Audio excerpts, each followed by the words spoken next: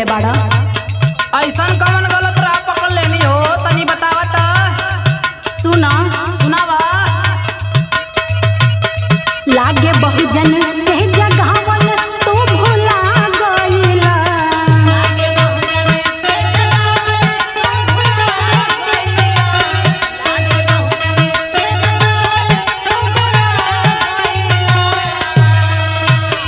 लागे बहुजन के जगावल तू भुला गइला।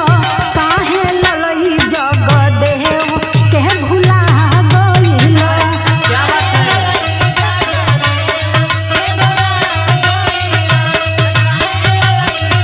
Presented by Blue Mission Bhojpuriya। तब तो तू गलत बात बोलत हो। का गलत कहनी है? ऐसन कौनो बात ना है। तो का बात है बताई? सुना हम कैसे कहत हई। सुनाई। नाही ललई जग देव के भुलैनी धनिया।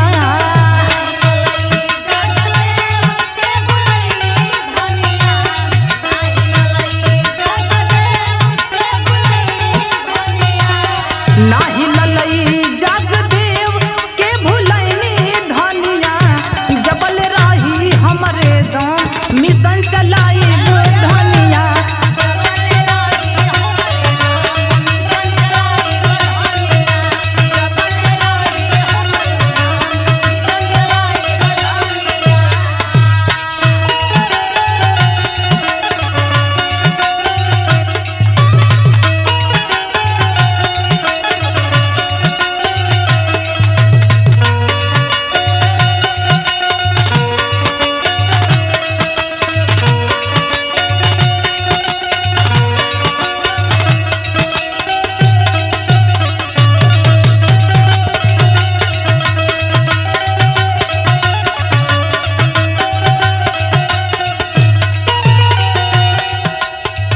रहल जवान खूब चलवल मिशनवा हो।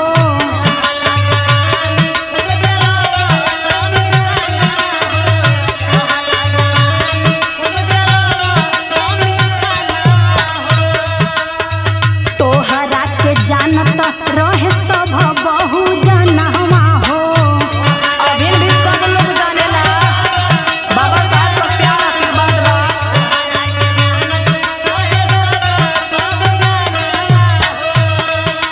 ध्यान से सुनो। सुनावा। रहल जवान खूब चलवल मिशनवा हो। तोहरा के जानत रहे सब बहुजनवा हो।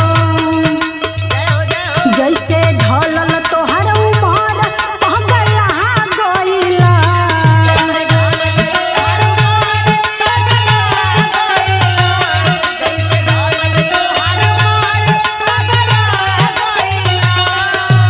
सुनाता हाँ हो सुनाता बोला।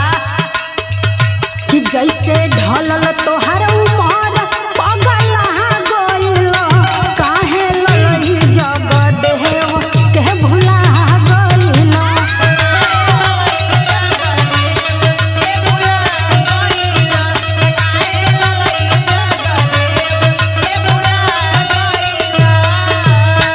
हाँ तो ऐसन बात बोललू तो सुना। ऐसन कोनो बात ना बा हमरा में आ ना होई कबो। जितना शरीर में जान रही तब तक मिशन के लेके चले के बा। सुना। सुनाई। जेकरा चलते पवले बानी सूट बूट पेनिया हो।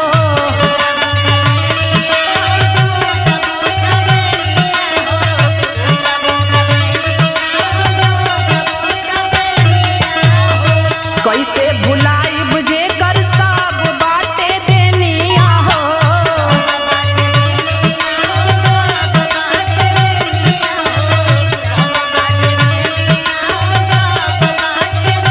ए हो जेकरा चलते पवले बानी सूट